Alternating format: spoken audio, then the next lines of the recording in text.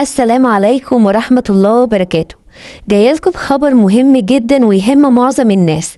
الإسكان طرح 36,016 شقة محدود الدخل بعد العيد، أكتر من 4,000 شقة في المحافظات بمقدمات بتبدأ من 25,000 جنيه.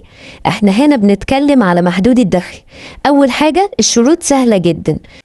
أول حاجة السن من 21 ل50 سنة، ويكون مصري الجنسية، ما خدتش أي حاجة من الدولة لا شقة ولا أرض قبل كده، وما يكونش عندك شقة تمليك أو شقة ميراث.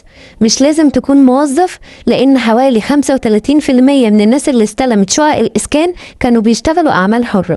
يعني حتى لو انت اعمال حرة او قطاع خاص او قطاع عام او حكومة او شغال اي شغلانة ايا كانت هي ايه، بتقدر تجيب شهادة دخل من محاسب وتقدم لو انت اعمال حرة. ولو موظف بتجيب مفردات مرتب من شغلك، ولو قطاع خاص بتجيب مفردات مرتب من شغلك، ولو صاحب او صاحبة معاش مطلقة او ارملة بتقدر تجيب برنت معاشات، والمعاش ده بيكون هو مصدر الدخل بتاعك ومفيش اي مشكلة. بالنسبة للدخل لازم دخلك ما يقلش عن 3500 جنيه وما يزيدش عن 12,000 جنيه لو أعزب أو آنسة.